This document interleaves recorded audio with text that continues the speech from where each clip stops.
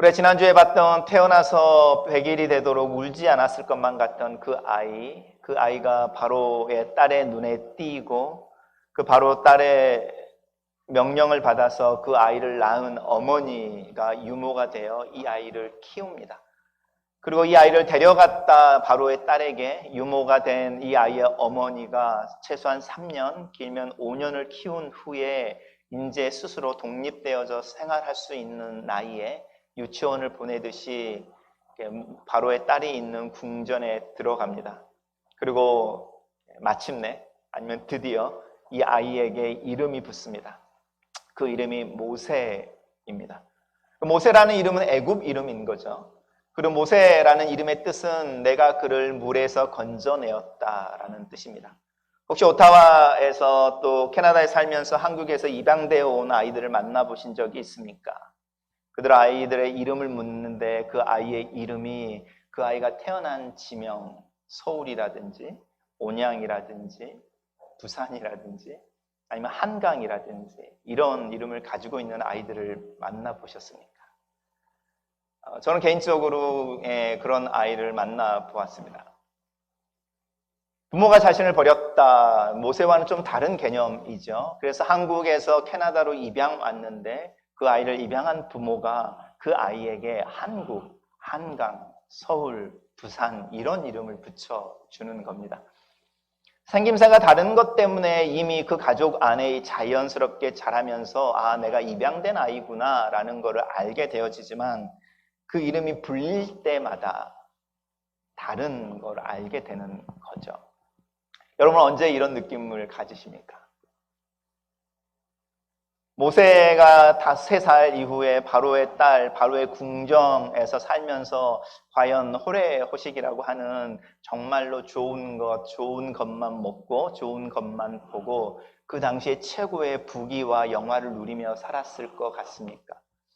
아니면 모세라는 이름이 불릴 때마다 자기가 누구인지 궁전에 사는 사람들과는 다른 존재라는 걸 자각하면서 나는 왜 이 모양 또 이런 모습으로 이곳에서 생활을 하고 있는가라고 질문하지 않았겠습니까? 제가 만나봤던 그 한국에서 입양된 아이들 중에는 고등학교를 졸업하면 바로 대학을 가지 않고 1년, 우리가 갭이어라고 하잖아요. 1년을 쉬고 그 쉬는 기간에 한국에 가서 자신의 바이올로지컬 페어런트를 찾아보겠다. 이런 아이들도 있었습니다. 자기 정체성에 대한 고민인 거죠. 내가 의도해서 또 의식적으로 정체성을 고민하는 게 아니고 모세가 처한 상황 자체가 내가 누구인지, 내가 왜 이곳에 있는지, 또 어디로 가야 되는지, 무엇을 해야 되는지에 대한 질문을 직면하게 만들어 놓는 그런 상황 속에서 모세가 자라고 있습니다. 우리가 하나님을 믿고 하나님의 역사, 하나님의 섭리 이야기를 할 때에 우리가 이해하지 못하는 하나님의 섭리가 하나 있는데 우리를 그런 절벽 가운데 세울 때가 종종 있다는 겁니다. 우리는 이민자로 살면서 사실 이런 질문 안 하죠. 내가 어쩌다가 오타와까지 와서 하나님 왜 나를 이 오타와에서 살게 하시지? 그리고 나는 이곳에서 그러면 무엇을 해야 되지? 나는 아이들과 함께 내 인생을 어느 방향으로 옮겨가고 드라이브 걸어가야 되지? 이런 고민 한번 해보십니까? 어쩌면 우리가 이민 생활하면서 경험하는 여러 가지 어려움, 이런 부분들이 사실은 우리에게 이 정체성의 문제에 대해서 하나님이 생각해 보도록 질문하고 있는지도 모르겠습니다. 우리 아이들은 이 문제가 훨씬 더 심각합니다. 우리 아이들 같은 경우에 여기서 아이들을 키우고 또 여기서 자라고 교육을 받을 때에 우리 아이들은 한국 사람일까요? 캐네디언일까요? 저희 막내가 여기 있어서 말하기가 좀 그렇지만 저희 막내가 어릴 때에 제일 듣기 싫어하는 질문이 있었는데 그 질문이 Where are you from? 이었습니다. 제가 그 6,000명 사는 시골 동네에 살 때 저희 막내가 거기서 태어났거든요. 그리고 똑같이 아이들하고 유치원을 다녔거든요. 그리고 학교를 다니는 거죠. 근데 저희 막내 아이를 보면 그 질문을 던지는 겁니다. 그 질문이 무슨 뜻인지 아시겠죠? 달라. 모세라는 이름이 불릴 때마다 모세는 그 질문 앞에 직면했습니다. 오늘날 우리가 그리스도인이라는 단어를 들을 때마다 사실은 우리 이 질문에 직면해야 합니다. 나는 왜 그리스도인이라 불리는가? 그리스도인이라 불리는 것 때문에 나는 왜 이 세상 사람들하고 내가 원하든 원하지 않든 간에 분리되었다, separate 되었다라는 말을 듣게 되는가? 그리고 세상 사람들은 나에게 준 것도 없는데 자기들이 거짓말할 때는 괜찮고 내가 교회 다닌다는 이유 하나만으로 거짓말하면 나는 못된 놈이고 자기네들 화내는 건 괜찮고 내가 화를 내면은 교회 다니는 놈이 화를 낸다 이렇게 말하는가? 질문 던져봐야 합니다. 하나님께서 의도적으로 또 어떤 의미에서 모세의 상황 속에서 모세로 하여금 이 질문에 직면하게 만듭니다. 물론 우리가 모세의 유모로 모세를 키웠던 모세의 어머니가 어릴 때부터 우리가 창세기로 기록되어져 있는 천지창조의 이야기라든지 또 할아버지인 야곱이나 아브라함의 이야기라든지 이런 이야기를 해주며 아이를 키웠을 것입니다. 바이블에 나와 있는 스토리 그것 말고도 모세가 처해 있는 그 상황 순간순간은 내가 누구냐라는 질문인 겁니다. 그리고 그런 질문 가운데 그런 답을 찾기 위해 애를 쓰는 중에 35년이라는 시간이 훌쩍 지나서 이제 모세가 40이 되어져 버립니다. 그래서 오늘 이야기는 모세가 40살쯤 되었을 때 일어난 일입니다. 제가 대학을 다니면서 예수를 믿고 처음 모세의 삶을 공부하고 생애를 공부하다가 모세가 40에 자기가 누구인지 자기의 정체성을 따라 행동을 하기 시작했네 라는 걸 봤습니다. 오늘 본문이죠. 그리고 40년을 광야에 가서 썩고 있는데 저는 그거를 이제 트레이닝을 받았다 이렇게 생각을 했는데 40년을 자기를 열심히 하나님의 훈련을 시키더니 나머지 40년은 하나님의 소명을 따라서 직접 실천하고 그것을 이루는 삶을 사는 걸 봤습니다. 40. 40이라는 숫자가 결코 좋은 숫자가 아닌 거 우리 다 아시죠? 40일 광야, 40일 금식, 40일이라고 할 때 굉장히 많은 숫자이지만 충분한 기간이라는 의미를 가지고 있지만 70이라는 숫자와 달리 40이라는 숫자는 고단하고 또 어렵고 무거운 시간입니다.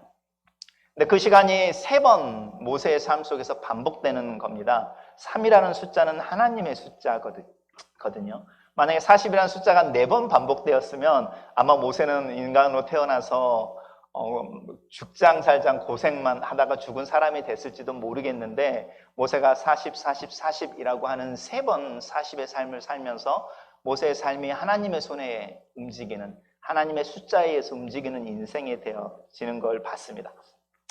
제가 20대였으니까 제 기도가 그때 모세의 삶에 대한 기도로 바뀌었던 것 같습니다. 하나님 저로 20대에 하나님이 나를 부르시는 내가 누구인지 내 삶이 어디로 가야 되는지를 알게 해주십시오. 그리고 40이 될 때까지 공부하고 준비하고 내 자신을 훈련하게 해주십시오. 그리고 60대까지 하나님이 나에게 시키신 일, 그 일이라고 생각되는 일을 열정을 다해 정신없이 살게 해주십시오. 그러고 나니까 60에 죽어야 되잖아요. 그래서 제가 그 뒤에 20이라는 시간을 더 붙여서 그리고 20이 되면 그 일을 지속해서 할 수 있는 누군가 또 그런 제자들을 키우는 일에 전념을 하고 80세쯤에 세상을 떠날 수 있으면 좋겠습니다. 이런 기도를 했습니다. 지금도 가끔씩 그런 기도합니다. 우리의 인생의 시간이 지나는 중에 어느 시점이 됐을 때에 꼭 공자 이야기를 하지 않더라도 내가 누구인지 나의 부르심이 어디에 있는지 내 인생이 어디로 흘러가야 되는지에 대해 고민해 봐야 합니다. 만약에 여자 집사님 중에 여러분의 인생이 엄마, 아내라는 인생으로 살아가야 한다라고 주님의 부르심을 믿고 있다면 그 삶에 대해서 고민해 보셔야 합니다. 그 삶이 어떤 삶이고 그 삶이 40대에는 어떤 모습이고 50대에는 어떤 모습이고 아이들이 나를 더 이상 필요로 하지 않을 것 같은 내 나이 60이나 70에는 그 어머니와 아내의 모습은 어떤 모습이어야 될지에 대해 좀 장기적인 그림을 그려보실 필요가 있습니다. 우리가 이렇게 장기적인 그림을 그리고 있을 때에 어떤 상황들이 바뀌고 나이가 한 살 더 먹어가고 아이들이 한 살 더 커가고 이럴 때 아이들을 떠나보낼 때에 떠나보낼 수 있고 또 환영해서 집으로 들여지는 추석과 같은 날 명절 때에 마음껏 축복해 줄 수 있고 또 아이들이 나를 버거워하지 않게 자유롭게 날아갈 수 있도록 한다면 날아갈 수 있도록 그들의 어깨에 부모라는 엄마라는 짐을 벗겨줄 수도 있어야 하는 영역들이 있습니다. 쉽지 않은 인생입니다. 모세가 그런 고민들을 하는 중에 이 40세에 자기의 정체성에 대한 이야기를 알고 이 정체성을 따라 움직이는 이야기입니다. 그것이 무엇이냐면 어느 날 자기 형제들에게 나갔다는 겁니다. 성경은 모세가 어떻게 자기의 정체성을 알고 자기가 히브리인이라는 것을 기억하고 있었는지에 대한 설명을 모세라는 단어 하나로 설명해내고 그가 자기 형제들에게 나아가서 그들이 어떻게 사는지를 보았다는 겁니다. 여러분, 우리가 다 크리스찬으로 모여 있지만 한국 사람으로 모여 있지 않습니까? 근데 여러분, 우리 중에 옆에 있는 우리 교우들을 한국 사람, 자기 형제 얼마만큼 이렇게 부릅니까? 우리가 뭐 애국가를 부르지 않는 이상 우리가 동족이라는 말에 감격해 본 적이 언제입니까? 이 형제들이라고 하는 말, 한 핏줄을 나눈 자신과 동일한 사람들이라고 하는 부분입니다. 우리가 이민 생활을 하면 할수록 이 부분이 애증의 관계처럼 남아있죠. 자기의 형제들, 자기 사람들. 우리가 쉽게 말하면 한인교회, 이민교회라고 하는 그 교회의 멤버가 된다라는 것. 굉장히 애증 섞인 관계입니다.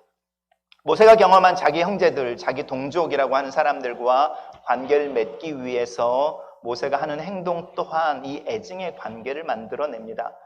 모세가 자기 형제들에게 나아가서 그들이 고되게 노동하는 것을 보고 마음이 짠했겠죠. 긍휼이라고 하는 부분, 또 동정이 드러난다고 하는 부분, 그 모습을 보고 모세가 나는 잘됐다, 나는 저렇게 하고 있지 않으니 얼마나 축복받은 사람이냐, 절대로 그렇게 이야기하지 않았겠죠.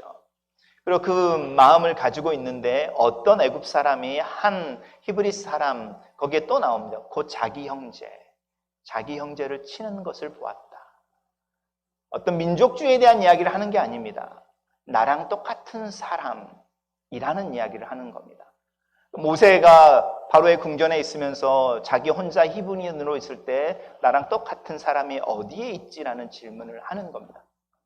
제가 대학교 1학년 때 예수를 믿고 선교단체에서 훈련을 받으면서 그 선교단체에서 훈련을 받는 중에 전도를 하라고 하고 큐티를 하라고 하고 기도를 하라고 하고 여러 가지 이제 어떤 그 신앙생활의 활동들을 훈련을 시키는 중에 저 혼자만 어쩌다가 내가 대학교 들어와서 예수를 믿고 다른 친구들하고 달리 미팅도 못하고 잘못 이상한 선교단체에 걸려가지고 그리고 이렇게 대학생활을 즐기지도 못하면서 맨날 뭘 해야 된다고 하는 이런 거. 그리고 제가 이제 지금은 이러고 있지만 지금도 저 되게 수줍어하는 거 아시잖아요. 수줍어서 낯선 사람들한테 다가가지도 못하는데 전도를 해야 한다고 자꾸 그러니까 작은 책자 하나를 가지고 와서 낯선 대학생들에게 전도하고 그 전도를 할 때마다 열의 9은 태자를 맞고 이러면서 제가 많이 이렇게 낙심되면서 내가 어쩌다가 예수를 믿어서 내 대학생활, 더구나 1학년 대학생활이 내가 이렇게 보내지? 이런 회의에 빠질 때가 있었습니다. 그렇게 빠지는 중에 여름 수련회를 갔었는데 여름 수련회가 몽산포라고 하는 해변에 이렇게 소나무 밑에 텐트를 치고 수련회를 하는 거였는데 갔더니 저랑 똑같이 생긴 사람들이 만여 명이 있는 거예요. 만여 명이. 제가 그때 이 모세의 마음이 어떤 마음인지 알 수 있었습니다. 단순히 동족 이야기 하는 게 아닙니다. 나와 같은 사람이 또 있구나. 나와 같은 사람이 10,000명이나 있구나. 나만 대학생활을 이렇게 보내는 줄 알았는데 그렇게 대학생활을 보내고 그걸 통해서 뭔가 더 성장하고 성숙하려고 애를 쓰는 사람들이 10,000명이나 있구나. 저는 그 첫 수련회의 감격을 아직도 잊지 못합니다. 모세가 그걸 발견하는 겁니다. 자기 형제들, 나 같은 사람, 나라 똑같은 사람. 이거 신약으로 넘어오면 사도 바울이나 예수님은 뭐라고 말씀하시는지 아십니까? 네가 하나님의 사랑을 받고 하나님의 용서를 받았느냐? 네 옆에 앉아있는 형제는, 네 옆에 앉아있는 자매는 동일하게 하나님의 사랑과 용서를 받은 사람이 아니야? 이렇게 물어보는 겁니다. 네가 하나님의 사랑과 용서를 받았던 사람이라고 네 자신을 주장한다면 네 옆에 앉아있는 그 사람 또한 하나님의 사랑과 용서를 받은 사람이야. 그러면 너는 하나님 앞에서 내가 용서를 받고 하나님의 사랑을 받는 사람이라고 말하면서 네 옆에 있는 사람을 손가락질하고 있다면 그것은 네 자신을 향해 손가락질을 하고 있는 것이고 너를 사랑하고 그 사람을 동일하게 사랑하는 그 하나님의 사랑에 대해서 퀘스천을 던지고 있는 거야. 이 이야기를 하는 겁니다. 어쩌면 하나님은 우리에게 이민 생활을 하며 외로움을 경험하게 하는 이유, 너랑 똑같은 사람이 있어 라는 걸 발견하게 하기 위해서라고 한번 생각해 보십시오. 그러니까 교회를 예배드리기 위해서 모였을 때 좌우를 돌아볼 때에 한 주간 나랑 치열하게 한 주간 삶을 살았겠지. 내가 고민하는 고민을 저 사람은 다른 종류의 고민이겠지만 그 사람의 최선을 다해서 고민하고 애쓰다 예배의 현장에 와 있겠지. 하나님이 나랑 함께 동행하셨던 것처럼 내 옆에 앉아있는 저 집사님, 저 형제, 자매에게 함께 있으셨겠지 라고 하는 그 감각, 그 깨달음이라고 하는 부분입니다. 그리고 우리 자신을 한번 내려다 보십시오. 우리에게 모세가 이야기하는 자기 형제들, 자기 형제라고 하는 감격이 있는지. 그리고 우리가 이렇게 그 형제나 자매라고 하는 부분을 그 내 형제, 자매라는 걸 깨닫게 될 때 자연스럽게 나오는 반응이 있습니다. 우리도 모르게 이 오지랖이라고 하는 버튼이 움직이는 거죠. 그래서 그 형제에게 자매에게 무슨 일이 있는지 물어보게 되고 그 형제 자매에게 뭔가가 필요한 것이 있으면 싸다 주려고 하고 뭔가 주려고 하고 도와주려고 하고 말이라도 한 마리 걷어주려고 하고 그리고 나도 모르게 그 사이에 바운더리를 넘어버리는 거죠. 바운더리를 넘어버리는 거고 그 넘어진 바운더리 때문에 어느 순간에 그 사람과 관계가 힘들어지고 어려워지고 싸우고 얼굴을 안 보게 되고 이런 일들이 있습니다. 모세가 경험한 게 동일한 경험입니다. 나 같은 사람이라고 하는 자기 형제의 감격이 그 나와 동일한 사람이 경험하고 있는 어려움, 핍박, 그리고 그 폭력에 희생이 되어지는 그 모습이 내가 당하는 것처럼 여겨져서 자기도 모르게 그 바운더리를 뛰어넘어서 그 사람처럼 내 형제처럼 내가 행동하고 있는 거죠. 그것이 오늘 본문에서 나오는 애굽 사람, 그 애굽 사람을 쳐서 모래 속에 감췄다라는 말로 표현이 되어집니다. 그러고 나면 그 사람이 나에게 내가 그렇게 잘해줬을 때 와서 고맙다라고 말할 것 같죠. 그렇지 않습니다. 우리가 이민 생활을 하고 특별히 이민교회 생활을 하면서 수없이 경험하는 게 내가 선한 동기로 어떤 일을 하고 났는데 그것에 대해서 비난하는 목소리가 훨씬 더 많은 것 얼마나 자주 경험합니까? 서양 교회에도 유머가 있습니다. 교회에 있는 이 전구 하나를 바꿀 때에 몇 명이 필요한지 아십니까? 7명이 필요하답니다. 왜 전구 하나 바꾸는데 7명이 필요할까요? 전구를 바꾸는 일에 사다리 타고 올라가서 전구를 바꿀 사람 하나, 그리고 그 일에 대해서 시시비비를 걸고 비난하고 왜 그렇게 했느냐고 말할 사람 6명. 우리만 그렇게 사는 것 같죠? 이 조크가 캐네디언 교회에서 나오는 조크입니다. 우리가 어떤 일들을 하다가 나도 모르게 바운더리를 넘어섰는데 그 바운더리를 넘어선 결과가 좋지 않게 넘어왔을 때 우리는 그 다음에 다시는 그 바운더리를 넘지 않습니다. 저도 그런 이야기 합니다. 제가 목사임에도 불구하고 제 아내한테 가끔씩 내가 무슨 영화를 보겠다고 내가 무슨 영화를 보겠다고 내가 그 일을 또 해. 안 하고 말지. 이런 마음 품을 때가 종종 있습니다. 그런데 오늘 본문 속에서 모세의 특징이라고 하는 부분, 어쩌면 왜 하나님이 모세를 선택하셨을까라고 말할 때 모세의 특징을 보여주는데 그 특징이 하나가 기질이죠. 자기도 모르게 바운더리를 넘었는데 그 바운더리를 넘은 그 욱함 때문에 사람을 죽였다라고 하는 레이라고 하는 사람의 자기의 조상의 기질에서 나오는 이 욱하는 기질인 거죠. 그리고 이 기질이 모세를 평생 따라다니면서 모세를 괴롭히는 모세의 성격이 됩니다. 그리고 우리가 잘 아는 것처럼 이 욱하는 기질 때문에 하나님이 너 안 되겠는데 가나안 땅에는 안 들어가는 게 너 더 좋겠어 라는 이야기를 맨 마지막에 듣게 되죠. 모세의 구원에 대한 이야기를 하는 게 아닙니다. 모세가 그래서 구원을 못 받았다 그게 아니고 우리가 우리 안에 가지고 있는 성질이나 기질이 있는데 그 성질이나 기질을 잘 다듬지 않으면 원석 그대로 갖게 되어지면 어느 순간에 그것 때문에 문제가 생길 때가 있다 이 이야기를 하는 거죠. 오늘 본문 속에서 그 기질을 이야기하고 있는 게 하나가 있다면 두 번째는 모세가 가지고 있는 탁월한 강점인데 그리고 나서 자기가 애굽 사람을 죽였다라는 것 때문에 이제 자기가 사형을 당하게 될까봐 도망을 쳐서 미디안 광야라고 하는 광야 가운데 있는데, 우리가 오늘 읽은 십보라라고 하는 여인, 그 누이들이 함께 물을 길르러 우물가에 나오는 거죠. 근데 그 당시나 지금이나 이 목자라고 하는 사람들은 굉장히 터프한 사람들이고 약간 남봉꾼에 가까운 사람들이고, 7, 8명의 물을 길르러 나오는 사람들이 있었는데 그게 다 여자인 거잖아요. 목자는 기본적으로 남자일 거고, 그러니까 자연스럽게 거기에 희롱이 붙고 그 희롱 붙는 일이 하루 이틀이 아니었던 것 같죠, 오늘 본문을 보니까. 그리고 그렇게 희롱이 붙을 때에 거기에 지나가는 사람이 없었을 것 같습니까? 그리고 그 자리에 다른 남자들은 없었을 것 같습니까? 거기가 우물터인데, 광야에서 물이 나오는 오아시스 같은 곳인데, 이 이드로의 7명의 딸들만, 그리고 목자들만 거기 와서 물을 기르고 양들에게 물을 먹였겠습니까? 어느 누구도 그 상황에 개입을 하지 않고 있는데 모세가 개입을 하는 거죠. 이게 모세의 강점인 겁니다. 자기 형제들과 동일시되어져서 자기가 바운드를 넘는 개입 속에서 자기의 목숨을 구하기 위해 도망치는 도망자가 됐음에도 불구하고 어떤 상황 속에 필요가 보이는 또 다른 사람들이 나타났을 때에 자기가 처음 가졌던 그 태도를 다시 보이고 있다는 겁니다. 모세가 보여주는 최고의 장점이고 강점입니다. 우리들의 모습을 한번 살펴보십시오.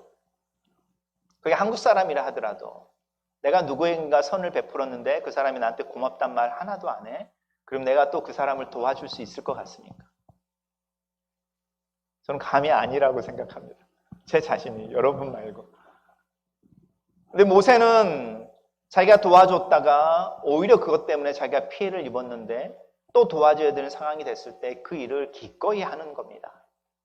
여기에 하나님이 모세를 사용하는 이유가 있습니다.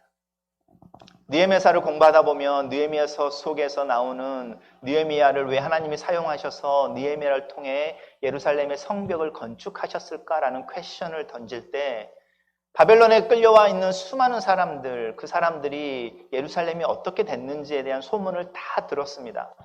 그리고 더구나 그때 느헤미야는 정말로 잘 나가던 사람이었습니다. 그 당시 페르시아 왕의 최측근이었거든요. 근데 그 사람이 예루살렘이 허물어져 있고 허물어진 예루살렘에 살고 있는 자신들의 동포, 자기의 형제들이 어떤 궁핍한 삶, 보호받지 못하는 삶, 시큐어리티가 없어져 버린 삶에 대한 이야기를 듣고 모세와 동일한 마음을 품습니다. 그리고 하나님에게 기도하기를 내가 그곳에 돌아갈 수 있으면 좋겠습니다라는 말을 하는 겁니다. 그리고 자기를 총애하는 왕에게 가서 자신의 이야기를 하고 나를 총독으로 그 외진 거죠, 변방의 예루살렘에 보내주십시오 라는 이야기를 하는 겁니다. 하나님이 사용하는 사람들의 특징이 있는데, 이 특징은 어떤 상황을 볼 때 그 상황 속에 보이는, 내 눈에 보이는 어떤 필요가 있을 때 그 필요를 채워주려고 한다, 거기서 끝나지 않습니다. 그 필요를 채워주려고 하는 중에 오해를 받거나 비난을 받거나 실패를 경험했거나, 그런데 다음에 또다시 그 필요가 보일 때에 다시 그 일을 시도한다는 겁니다. 이걸 약간 경제나 이렇게 창업의 이야기를 한번 돌려보시겠습니까? 10명이 창업을 하면 몇 사람이 실패하는지 아시죠? 10에 8 반.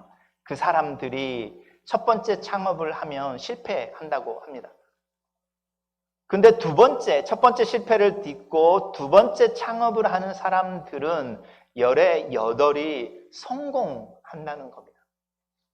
이 통계에서 재미있는 것은 한 번 실패한 사람들 중에 두 번째 창업을 하겠다고 뛰어든 사람들은 몇 명이나 될까요? 라는 게 퀘스천입니다. 10명이 첫 번째 장사를 하다가 8명이 문을 닫았습니다. 그럼 이 문을 닫은 8명 중에 몇 명이나 다시 내가 장사를 해봐야지 라고 이렇게 애를 써서 돈을 모은 다음에 다시 시도를 해볼까요? 이렇게 시도하는 사람들의 80%가 성공을 한다는 겁니다. 근데 몇 명이 두 번째 시도를 할까요? 이 퀘스천인 겁니다.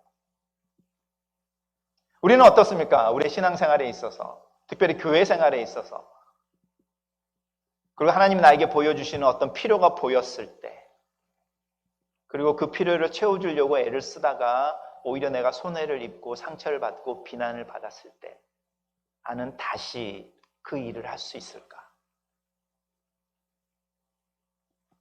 모세라는 이야기 속에서 나오는 이 퀘스천입니다. 저희가 나중에 다음 주에 이제 하나님의 모세를 부르는 장면을 보겠지만, 모세는 한 사람이었습니다. 그리고 아까 말씀드린 것처럼 자기의 이름 때문에 자기도 모르게 이 모세는 자기가 누구인지에 대해서 직면하며 젊은 시절을 보내야만 했던 사람입니다. 하나님이 의도적으로 그 정체성의 용광로 안에 모세를 집어넣고 있었던 거죠. 그래서 모세는 자기 같은 사람을 만났을 때에 정말로 황홀했습니다. 나 같은 사람이 또 있구나. 그리고 그 사람과 자신이 자연스럽게 동일시되어지고 그 사람을 도우려고 하는 모습이 자기도 모르게 나타나는 거죠. 내 형제니까.